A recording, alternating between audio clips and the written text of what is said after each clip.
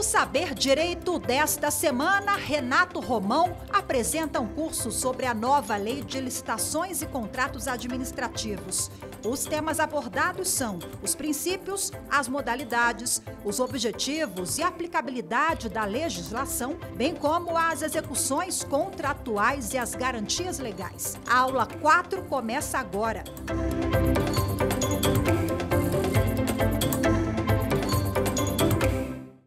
Olá, seja bem-vindo ao programa Saber Direito da TV Justiça. Meu nome é Renato Romão, sou advogado, mestre em Direito, professor universitário, tenho especialização em Direito Público e MBA em Compliance e Auditoria. Hoje estamos aqui falando, nesta série de 5 aulas, sobre licitações públicas e contratos administrativos na Lei 14.133 de 2021 e daremos continuidade à nossa aula falando hoje sobre as execuções dos contratos e as garantias previstas na Lei 14.133 de 2021. Peço a você que está assistindo essa aula a partir deste momento que pause ela nesse momento e volte às nossas 3 aulas anteriores, esta é a 4ª, então volte às 3 aulas anteriores, porque nós tratamos de assuntos variados, assuntos importantes, como dar uma ideia sobre os objetivos e a aplicabilidade da Lei 14.133, da Lei de Licitações e Contratos Administrativos. Falamos sobre os princípios aplicados ao sistema, à legislação aplicada e aos princípios aplicados no sistema da 14.133 e também falamos sobre os aspectos das modalidades licitatórias e também da dispensa e da inexigibilidade. Esses assuntos são importantes para que você possa ter um entendimento correto acerca do tema, então, se você está assistindo ele a partir de agora, volta e assista todo o nosso conteúdo. Na aula de hoje a gente vai trazer um conceito abrangente sobre os contratos e como eles se performam dentro do ordenamento jurídico administrativo. Nossa intenção aqui não é esgotar esse tema, até porque ele é o tema mais abrangente dentro do contexto das licitações públicas. Mas nosso objetivo aqui é te dar um panorama geral com relação às contratações públicas e como essa forma de contratações, como os contratos eles se materializam, quais são as cláusulas essenciais, quais são as formalidades que tem que ter um contrato, o que de essencial um contrato precisa ter, se precisa ter garantia ou não. Então, o nosso objetivo aqui é ser o mais abrangente possível e, claro, pedindo sempre a você que anote os artigos que nós vamos passar aqui para que o seu estudo seja aprofundado durante o desenvolvimento do nosso curso aqui e, claro, dos seus estudos. Para a gente começar, anota aí os artigos que são objeto do nosso estudo agora a respeito dos contratos e da execução contratual. Os artigos vão do artigo 89 ao artigo 151, que compõem o título 4 da Lei de Licitações e Contratos. Como disse anteriormente, esse é o tema mais abrangente das licitações públicas e também é um dos temas que menos tem tido recorrência em provas de concurso público e também no exame de ordem. Mesmo assim, eu quero deixar muito claro para você que nada isenta que nos próximos concursos, nos próximos e futuros certames, tanto provas de concursos quanto na OAB, isso não possa cair. Aliás, particularmente, eu acho que a parte da execução contratual é uma excelente rota para avaliar um candidato se ele sabe ou não como funciona a lei de licitações. E dependendo da modalidade do concurso a que ele se destina, é essencial para perguntar para o candidato se ele conhece como é que funciona a lei, se ele sabe as responsabilidades que ele, na condição de fiscal contratual ou outra função relacionada a um contrato público, se ele vai conseguir operacionalizar. Então, a parte de contratos, na minha visão, é algo essencial para o seu estudo e caso você queira, leia sim os artigos de 89 a 151, que isso vai te ajudar com profundidade a desenvolver melhor esse estudo sobre os contratos públicos. Para a gente poder entender melhor esse processo, a gente precisa voltar um pouquinho e entender o que são contratos. E aí, meus amigos, não tem outra saída. Eu preciso sair do direito administrativo e ir lá para o direito privado. Porque é no direito privado que reside a ideia dos contratos, né? A ideia principiológica, fundamental, né, histórica dos contratos, eles não nascem no direito administrativo, eles nascem lá no direito civil. Os contratos são manifestações de vontades, são instrumentos de manifestação de vontade bilaterais, onde partes, de modo recíproco ou de modo uníssono, têm ajustes de interesses, e esses ajustes de interesses destinam-se a um determinado objetivo. Quando a gente fala de contrato público, a coisa não é diferente, tá? Nós temos, nos contratos públicos, determinadas condutas que lembram muito caracteristicamente, a rigor, os contratos privados. Aliás, a gente já vai falar das classificações dos contratos, a gente vai estudar definitivamente a ideia de que os contratos públicos propriamente ditos são uns e os contratos públicos de natureza privada são outros, mas que ambos têm a mesma conjugação na ideia de um fortalecimento técnico relacionado a um ajuste de vontades.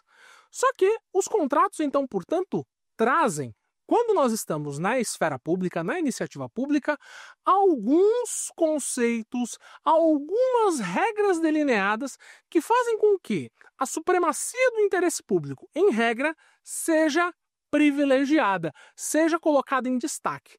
Então, o contrato público tem, por regra, né, a ideia de sinalagma, de pactuação que tem os contratos privados, quando você vai celebrar um contrato com qualquer particular. Entretanto, há um diferencial que é essencial e você já pode anotar no seu caderno, que é a supremacia do interesse público.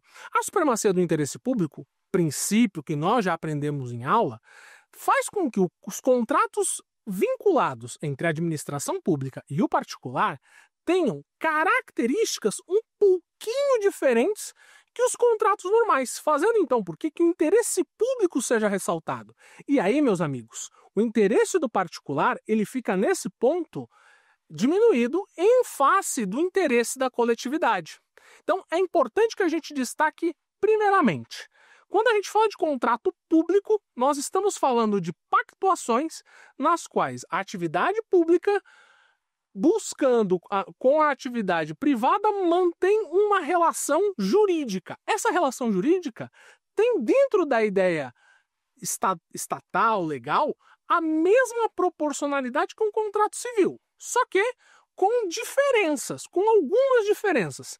E essas diferenças se dão em razão da supremacia do interesse público, que é um princípio constitucional e um princípio previsto na Lei de Licitações e Contratos.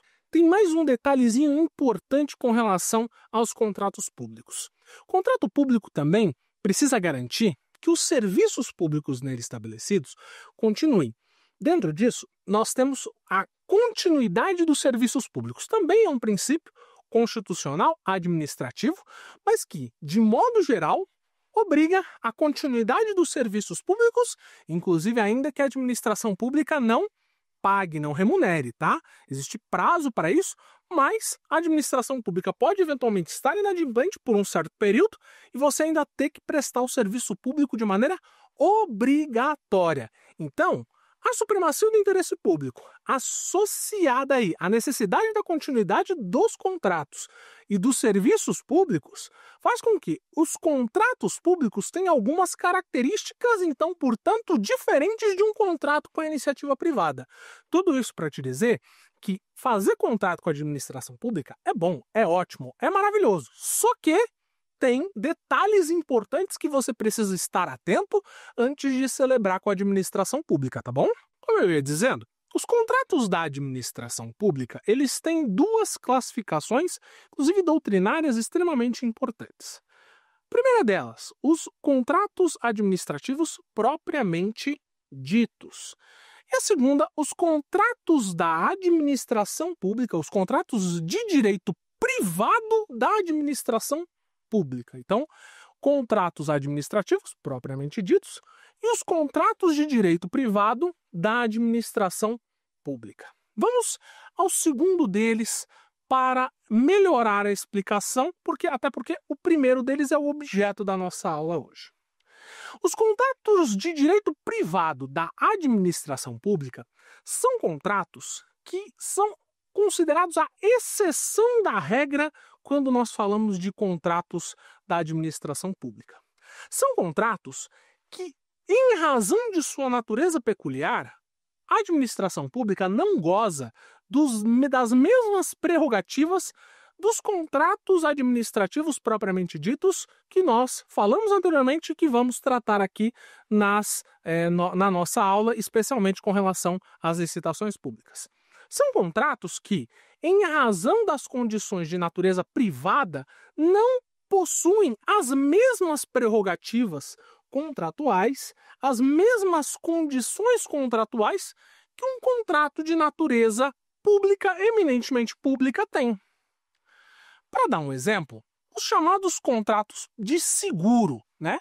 A administração pública precisa contratar um seguro para veículos automotores de sua frota.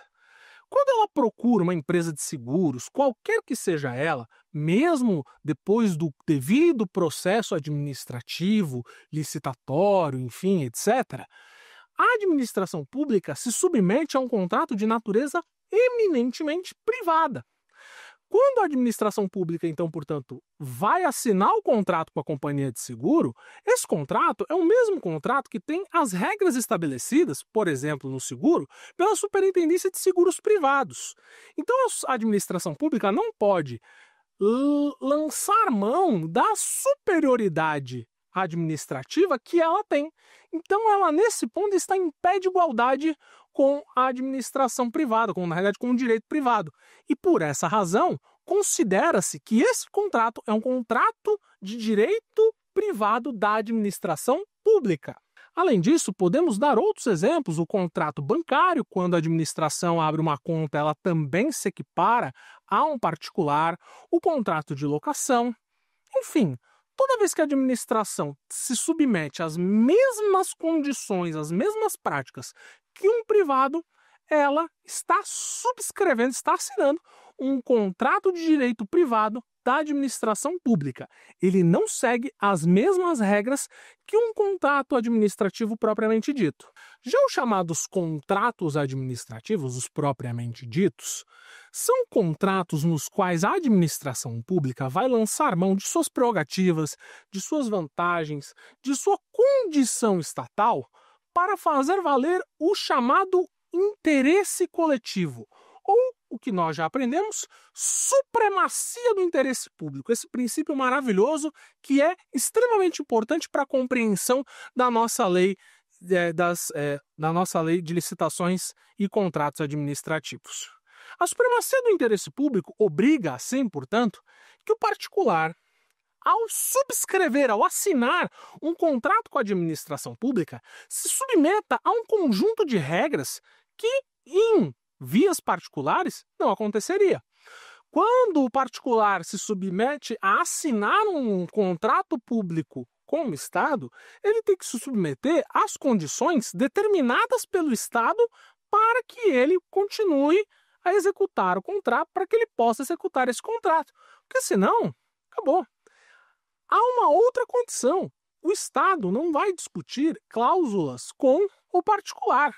Quando você celebra um contrato com uma empresa, com uma atividade econômica, você pode, muitas vezes, nas condições efetivas, garantidas e assistidas pela legislação, discutir cláusulas contratuais. O contrato com a administração pública não permite isso. Você assinará o contrato anuindo todas as cláusulas e ciente de todas as responsabilidades decorrentes que essas cláusulas trarão para o negócio jurídico estabelecido. Então, portanto, quando você subscreve um contrato com a administração pública, você precisa saber que a administração pública pode e vai impor regras e normas que você estará obrigado a cumprir, senão você poderá perder o contrato e ainda sofrer graves consequências do descumprimento das cláusulas contratuais. Os contratos administrativos possuem algumas características que são fundamentais para a sua compreensão. Bom, a primeira coisa que eu preciso dizer é que ele prescinde a rigor de forma. Essa formalidade, essa condição de forma, ela está prevista lá no artigo 92 da Lei de Licitações e Contratos. A formalidade do contrato administrativo prevê uma série de cláusulas essenciais para o desenvolvimento desse contrato. Uma série de condições que obrigam que a administração pública, ao celebrar o contrato, estabeleça nele as partes a serem presentes nesse contrato, o objeto da contratação, qual é o valor a ser empenhado, a forma de pagamento, as garantias existentes, se haverá ou não a existência de garantias adicionais a serem prestadas pelo particular, os prazos da entrega ou não do objeto a ser contratado, a forma de pagamento que a administração pública vai realizar, a forma como isso será procedido, enfim. A administração pública precisa formalizar isso, precisa trazer em regra um contrato que tenha uma robusteza e uma condição de formalidade tal qual permita a lisura do procedimento administrativo anteriormente realizado, que foi o processo de licitação. Então, o contrato administrativo, ele é um espelho, um reflexo do procedimento licitatório que foi realizado.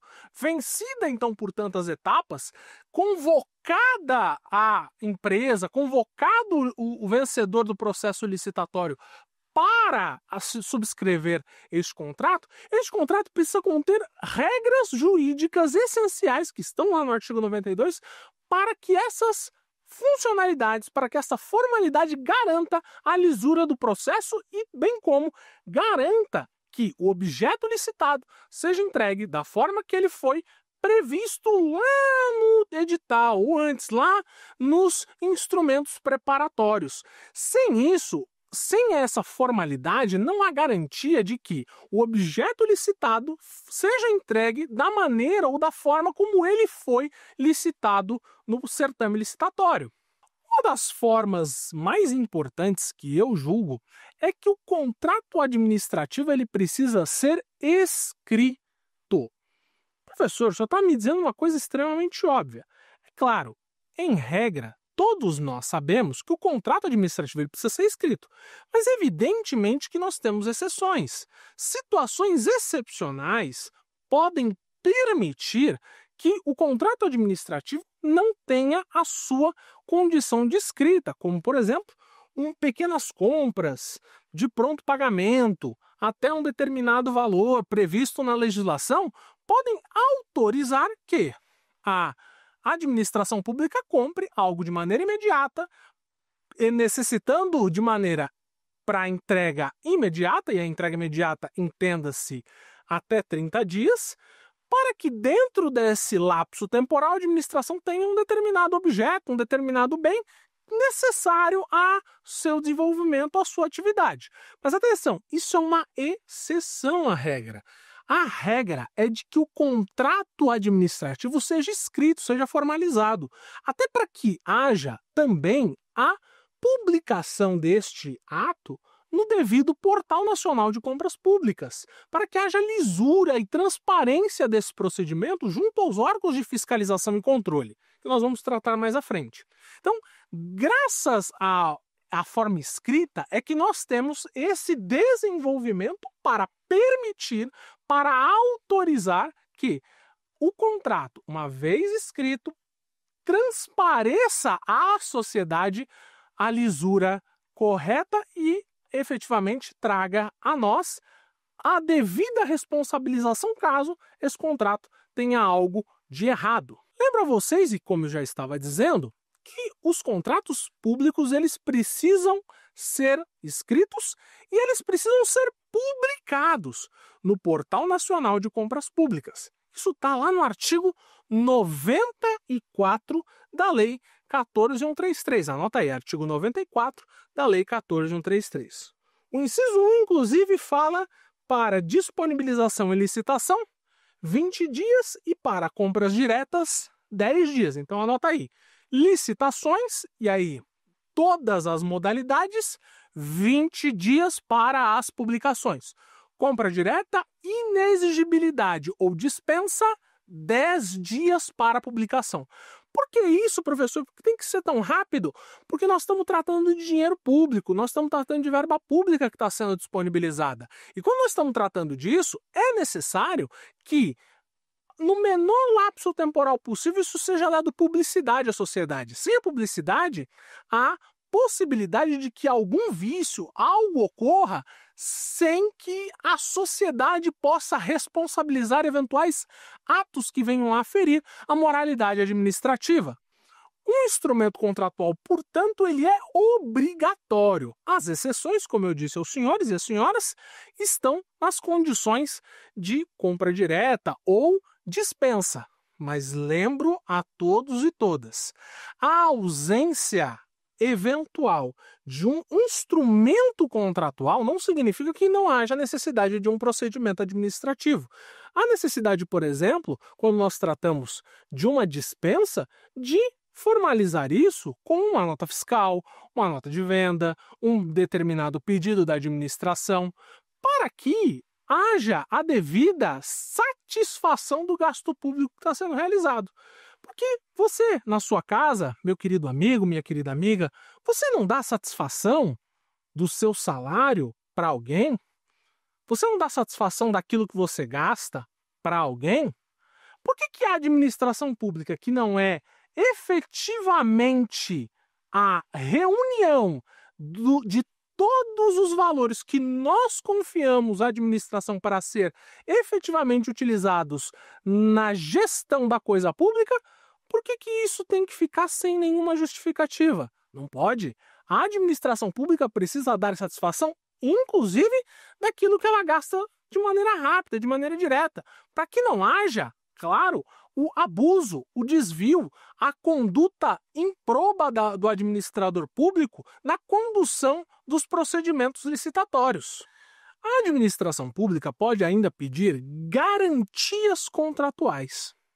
O que é isso, professor? Bom, em alguns casos, desde que previsto, inclusive, no instrumento, no edital, a administração pública pode pedir garantias contratuais para que a administração tenha condições de exigir o cumprimento da obrigação estabelecida. Essas garantias, que estão previstas lá no artigo 96 da lei, elas podem ir de 5% a 10% quando envolver obra, serviço ou fornecimento, e aí isso tem que ser avaliado a complexidade e o risco. E quando envolve, um contrato de grande vulto, e aí entendam grande vulto, pessoal, contratos acima de 200 milhões de reais, tá? Todo contrato acima de 200 milhões é considerado pela lei grande vulto, tá? Os contratos de grande vulto, eles podem exigir uma garantia entre 10% e 30% do valor contratual. E por que isso? Bom, vamos supor que a administração pública contrate uma obra, de grande vulto, direcionada à construção de um viaduto, de um conjunto de viadutos, melhor dizendo, de um complexo viário para uma determinada cidade. Vamos supor que essa cidade seja a minha cidade amada, cidade do meu coração, a cidade de Guarulhos. A administração pública contratou essa empresa X para a realização dessas obras. Pois bem, só que a administração, ela precisa ter alguma garantia de que essa obra vai ser realizada. Por quê? Vamos supor que a empresa vá embora, que a empresa suma no meio do caminho, que a empresa desapareça deixando a obra na metade. Haverá prejuízo à administração pública para a retomada dessa obra.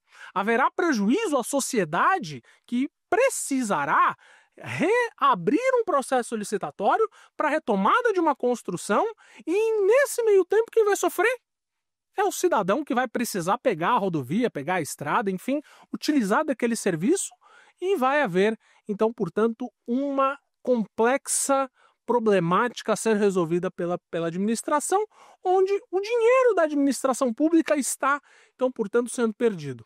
É evidente que numa condição como essa, a administração pública não pode deixar de executar essa garantia. A garantia contratual, então, portanto, ela funciona, grossíssimo modo, como um caucionamento. Inclusive, uma das modalidades é a caução. Ela funciona como uma garantia para evitar que situações como essa aconteçam e, caso aconteça algum problema, alguma penalidade, a garantia a ser executada é o caucionamento entregue. Como eu ia dizendo, as garantias existentes é a caução, né? Mas existem outras modalidades, como, por exemplo, o seguro-garantia, a fiança bancária e os chamados títulos da dívida pública. Tá bom, pessoal? Está lá no artigo 96. Quem tiver mais curiosidade pode dar uma avançada nesse desenvolvimento lá no artigo 96 para entender um pouco mais como é que funcionam as garantias dadas nos contratos, tá bom? E é importante destacar que quem escolhe a garantia é quem está sendo contratado pela administração pública. É o particular que escolhe a garantia que ele vai entregar dentro, claro, dos estabelecidos no contrato e no edital, mas é o particular quem escolhe essa garantia. Os contratos com a administração pública são contratos bilaterais e não necessariamente envolvem só duas partes, tá? Podem envolver um consórcio de empresas, um consórcio de pessoas jurídicas e a administração pública, inclusive mais de uma esfera da administração pública, uma administração pública federal junto com o Estado e município. Isso é tranquilo. Quando a gente fala de bilateralidade, a gente fala de condições de reciprocidade. Quando eu penso em licitar com o Estado, entre outras coisas, mas o principal, eu penso em dinheiro. E não tem nada de errado nisso, tá? Mas uma empresa, ela precisa de dinheiro para que ela consiga desenvolver sua atividade. Quando ela pensa em licitar com o Estado, quando ela pensa em vender a sua atividade, o seu produto, o seu trabalho para o Estado, ela só pensa em ganhar dinheiro. Ela pensa na atividade lucrativa do comércio, da atividade lucrativa empresarial. O Estado, quando vai promover a sua atividade, promover os bens públicos, promover a paz social, o bem-estar da sociedade, ele vai buscar diversos aspectos para atender essas necessidades.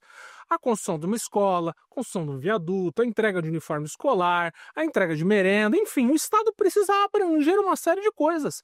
O Estado não está, a rigor, preocupado com o dinheiro. O Estado está preocupado em atender o cidadão. É isso, a rigor, o que deve pensar o Estado. Então, quando nós falamos de bilateralidade dos contratos, nós estamos falando que o Estado vai querer que seja entregue alguma coisa e, mediante essa entrega, ele paga. A empresa, por si só, ela entrega essa coisa pedida pelo Estado mediante o pagamento. Percebe que nós temos um ciclo aqui, um ciclo bilateral? Eu tenho obrigações de entregar a coisa e o Estado tem a obrigação de me pagar. Essa é a bilateralidade existente nos contratos, que inclusive é a mesma bilateralidade existente nos contratos de natureza privada. Você tem regras recíprocas para cada um dos lados que são obrigados, a rigor, a cumprir essas regras. Dentro disso, o contrato administrativo ele tem que ser um contrato oneroso, porque tem que haver um benefício mútuo. O benefício financeiro, ele existe no contrato justamente para permitir que a administração pública, ao pedir que o particular faça determinado serviço, remunere este particular em razão do proveito econômico que o Estado terá sobre aquele bem que está sendo entregue. O proveito econômico não necessariamente é remunerado para o Estado, mas é um proveito social, um proveito que vai atender à necessidade da sociedade. E por conta disso, o Estado faz com que o particular receba isso para que a sociedade receba deste particular para o Estado uma benfeitoria pública. Os contratos públicos ainda têm uma característica que vem do latim. O contrato é intuito personae. O que significa isso, professor? O contrato é pessoal, personalíssimo, ou seja, a rigor, e desde que não esteja previsto no edital, eu não posso terceirizar a mão de obra. Eu não posso terceirizar e repassar o contrato para uma outra pessoa. Então, se eu licitei com a empresa X e não está previsto no edital e nem no contrato a possibilidade da terceirização, eu não posso fazer isso. Eu tenho que fazer isso com a minha mão de obra própria. Se eu não faço isso com a minha mão de obra própria, ficar caracterizado que eu repassei, que eu terceirizei, que eu quarteirizei, enfim, que eu transmiti a responsabilidade para um outro terceiro da relação jurídica, para que ele sim fizesse meu nome, o contrato pode ser anulado, pode ser cancelado. E essa condição vai não só prejudicar aquele que está licitando, mas também vai fazer que muitas vezes uma obra, uma execução de um serviço público fique parado por tempo indeterminado, prejudicando assim o cidadão. O contrato também tem prazo determinado. O que significa isso? Bom, o contrato público, a rigor, ele tem um prazo de duração. Você inicia o contrato e sabe exatamente qual é a data de término desse contrato. Isso a rigor. Existe uma possibilidade, uma condição existente no contrato, né, na lei de licitações, que permite condições de contratos por prazo indeterminado. Está lá essa exceção está lá no artigo 105 da Lei de Licitações. Como, por exemplo, contratos de fornecimento de energia elétrica. É um contrato com uma empresa que fornece um serviço contínuo, então, em razão disso, a administração pública pode, em razão disso, pactuar com uma empresa de energia elétrica para o fornecimento de energia elétrica, porque uma concessionária tem um fornecimento contínuo baseado em uma outra regra jurídica. Então, em razão disso, essa exceção é permitida. Fornecimento de energia elétrica, água, gás, enfim, todos esses contratos de fornecimento contínuo.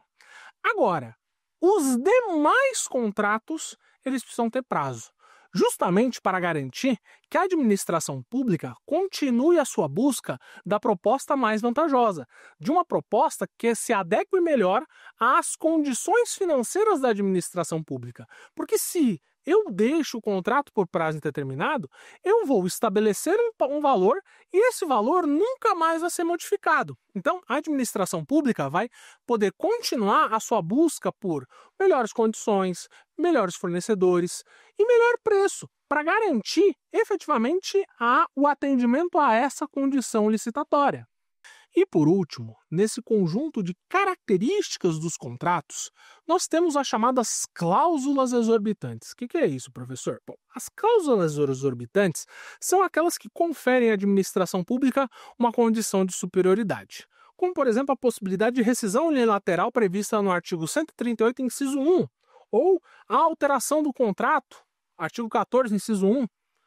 Essa condição de superioridade nada mais deriva do que da superioridade que tem que ter a administração pública, o interesse da administração pública sobre o particular. O interesse da administração pública é o interesse coletivo. É o meu interesse, é o seu, é o de todos nós enquanto sociedade. Esse interesse, ele não pode ser menor do que o interesse do privado. O interesse do privado, sim, tem que ser menor que o interesse da coletividade. Então, em razão disso, o Estado faz no contrato administrativo o que nós chamamos de cláusulas exorbitantes, para permitir que você e eu tenhamos a segurança estatal promovida por ele, onde o Estado, observando uma condição necessária para a rescisão contratual, ele vai lá e imediatamente rescinda o contrato, sem a necessidade de cumprir os formalismos que um contrato privado precisaria ter. Então, as cláusulas exorbitantes, elas vêm à ideia de permitir que o Estado promova o bem-estar da sociedade, permitindo, então, portanto, que o Estado, observando que um contrato não mais atende às suas necessidades, que o contrato encontra-se com problemas jurídicos que podem, efetivamente, causar dano à coletividade, o Estado vai lá e corta isso, acaba com esse contrato, para iniciar um novo contrato com uma outra empresa, com uma outra atividade econômica, de uma nova forma, para garantir o meu direito e o seu. Quando nós vamos falar de contratos, o artigo 89 da Lei de Licitações e Contratos traz disposições sobre o contrato. Elas se caracterizam de maneira primária e de maneira supletiva. De maneira primária, nós precisamos atender necessariamente às cláusulas previstas, então, portanto, na Lei 14.133, né? Tal seja, objeto claro e definido, o prazo e as condições de execução, os critérios de pagamento e as sanções em caso de descumprimento, de modo geral, certo? E, além disso, todos os preceitos relacionados ao direito público, que nós já aprendemos aqui, nós já estudamos, são os princípios jurídicos aplicados à legislação e relacionados especialmente à Lei Geral de Licitações, à Lei de Licitações e Contratos Administrativos. Além disso, de maneira supletiva, ou seja, de maneira a atender de maneira subsidiária para dar elementos quando faltarem condições, nós temos a teoria geral dos contratos e nós temos também as normas de preceito privado. Ou seja, inicialmente, eu tenho as normas de direito público e as regras da Lei 14.133 para seguir. Mas se me faltarem elementos, se me faltarem condições, se me faltarem subsídios para a formalização desse contrato, aí sim eu estou autorizado a seguir a regra da teoria geral dos contratos, lá do direito privado, bem como os preceitos de direito privado para resolver o problema. Isso, meus amigos, foi uma inovação muito importante que foi trazida para a lei das empresas estatais, inclusive numa ideia que eu particularmente gosto muito, acho proveitosa, acho louvável, ainda não tem muito desenvolvimento, mas as soluções alternativas de controvérsias são situações, são hipóteses previstas nas disposições gerais da norma e que podem muitas vezes resolver problemas entre particulares e administração pública, e é algo que vem eminentemente do direito privado, algo que vem eminentemente do direito processual privado, buscando soluções alternativas dos conflitos sem que haja a litigiosidade que muitas vezes atravanca o desenrolar de processos licitatórios e também faz com que haja atraso, haja morosidade e haja prejuízo à sociedade. O contrato administrativo pode eventualmente ser extinto de 3 formas. Primeiro, por uma decisão unilateral da administração pública.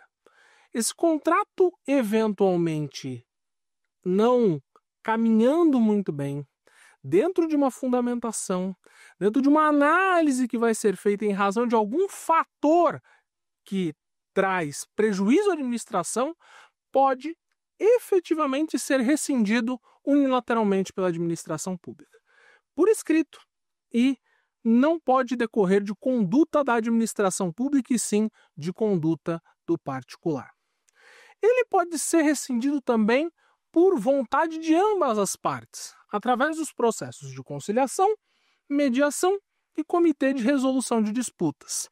Essa, em especial, é uma forma muito significativa e que tem dado muito certo em muitos contratos da administração pública, onde há problemas de equilíbrio econômico, há problemas do interesse do particular manter o contrato e da administração também de manter o contrato.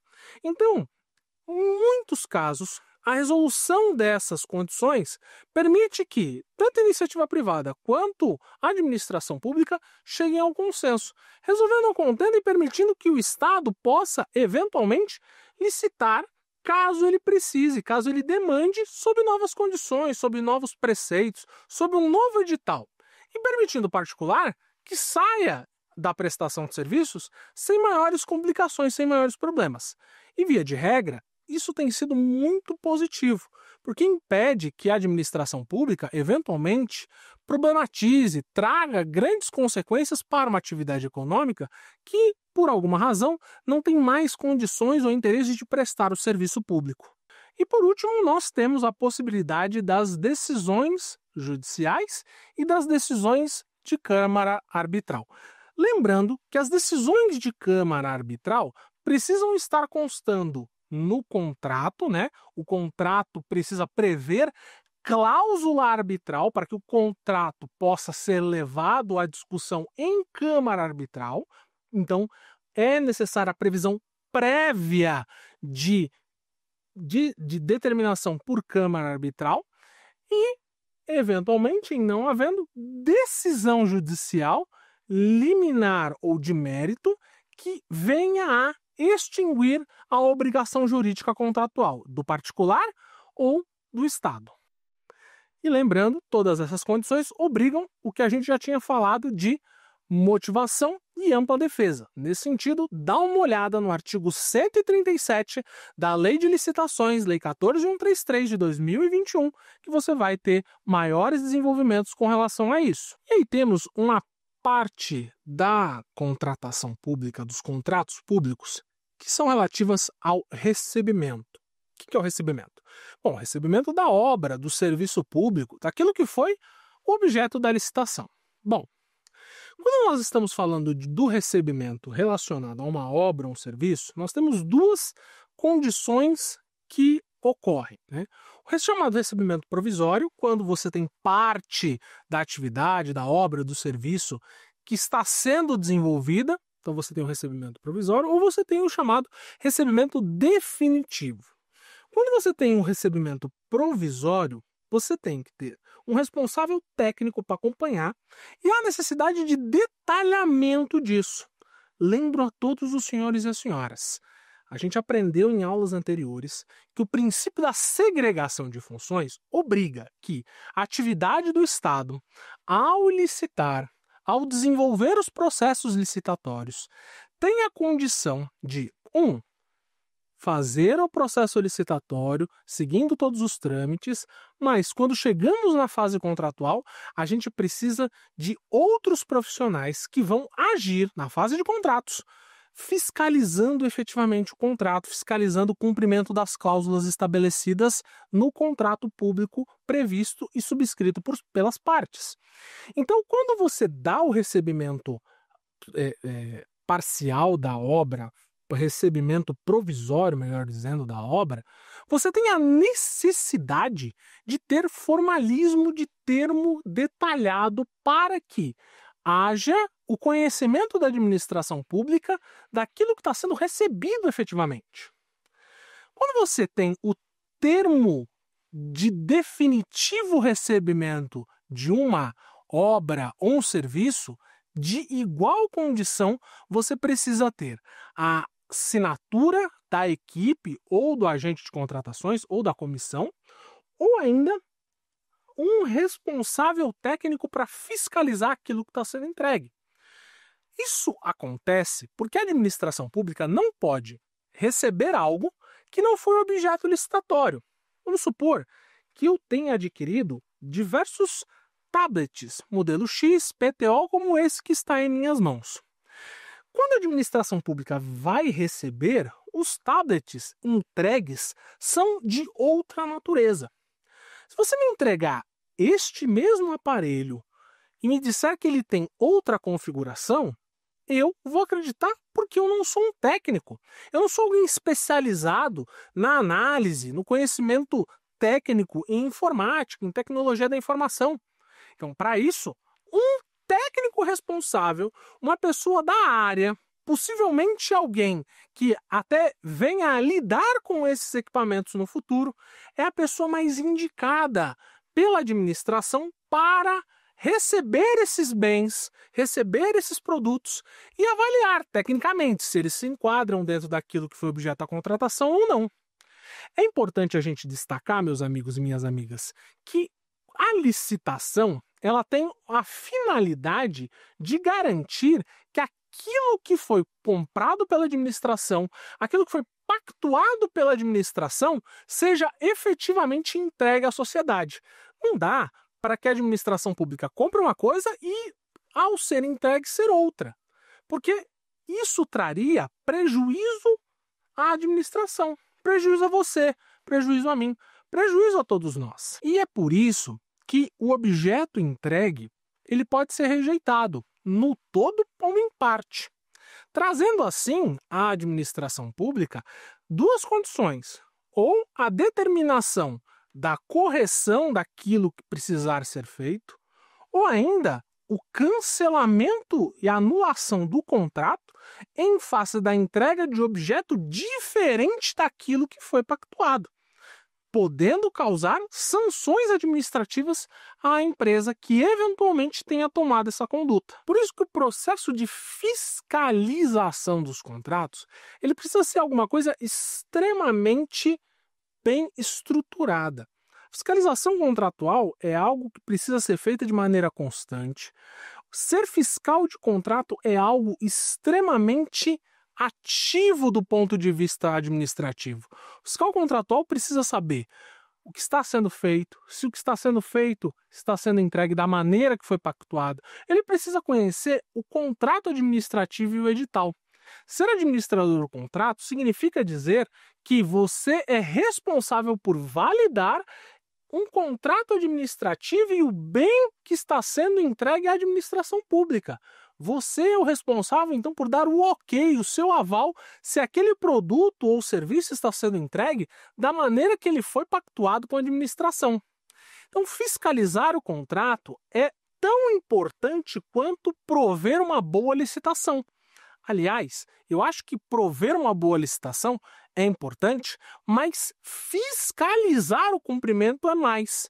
Por quê? Porque durante o desenvolvimento, se você não tem a boa técnica ou se você não tem o conhecimento, uma empresa pode eventualmente te enganar a administração, entregar um produto que não foi pactuado num valor diferente e aí há um prejuízo à administração e à sociedade. É por isso, meus amigos, que dentro desse processo de fiscalização dos contratos, eu pesquiso isso já há algum tempo e reputo duas coisas que são essenciais para isso. Primeiro, diálogo.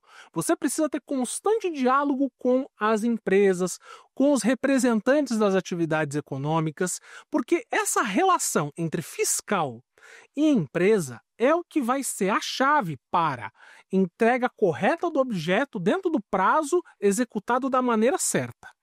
Mas além disso, e é algo que eu também incluí na minha dissertação de mestrado, aspectos constitucionais da administração pública digital brasileira na sociedade da informação, que eu publiquei pela editora Max Limonade, a inteligência artificial nos dias atuais pode auxiliar em muito nesse processo, pode ampliar as condições de vantajosidade da fiscalização dos contratos. A atual Lei 14.133 de 2021 não traz com grande profusão o uso das inteligências artificiais, mas tenho certeza que isso é valioso, que isso pode ser ampliado e com a evolução da tecnologia isso vai ser um grande mote para que no futuro a fiscalização dos contratos tenha como grande aliada a inteligência artificial, que permitirá contratos públicos mais precisos à administração pública, contratos públicos mais corretos e uma fiscalização de contratos mais efetiva, que atenda com efetividade, com segurança, os critérios e princípios estabelecidos na 14.133. Por fim, quero destacar que, na parte de fiscalização dos contratos, boas práticas são fundamentais. A elaboração de contratos claros. Já reiterei isso aqui, mas reitero de novo. Contratos claros sempre são essenciais, sempre são importantes para o desenvolvimento de boas entregas para a sociedade. Contratos claros são fundamentais, são importantes, não só para o terceiro interessado, para a sociedade civil. É bom para as partes, é bom para o particular, é bom para o fiscal, que vai entender de maneira clara aquilo que precisa ser entregue, o objeto contratado e o objeto a ser entregue. E por último, o treinamento contínuo de gestores. No Brasil, nós ainda carecemos muito do treinamento de gestores contratuais, especialmente nos níveis municipais. Isso ainda é um problema, uma problemática que nós precisamos resolver no nosso país. E o operador das licitações públicas, o advogado especialmente, precisa atuar muitas vezes com firmeza para garantir os direitos previstos na legislação e fazer cumprir aquilo que manda a legislação. Muita coisa aprendida aqui hoje com relação aos contratos e a sua execução. Mas agora nós vamos para o nosso quiz.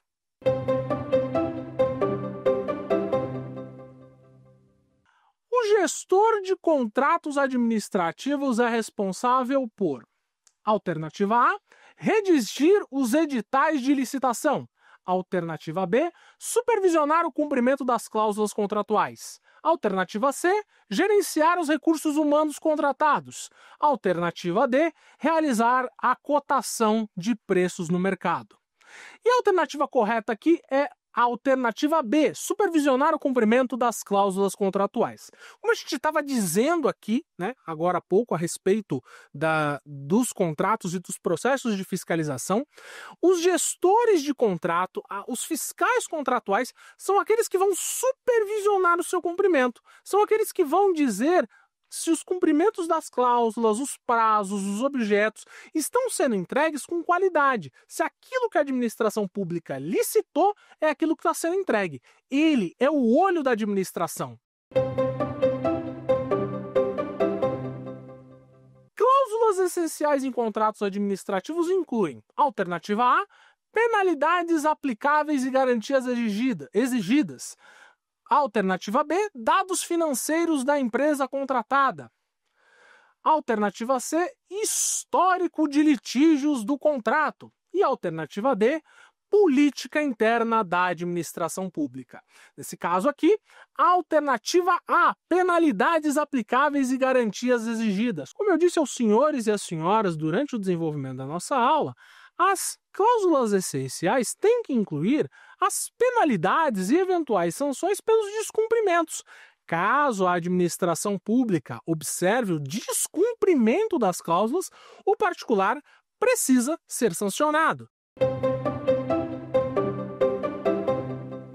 Qual é o prazo mínimo de publicação do extrato contratual no portal oficial? Alternativa A, 5 dias úteis. Alternativa B, 20 dias úteis. Alternativa C, imediatamente após a assinatura.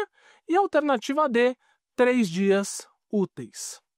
A alternativa correta é a alternativa B, 20 dias úteis. Disposição expressa da legislação, como vimos, no caso de licitação, 20 dias úteis, todas as modalidades.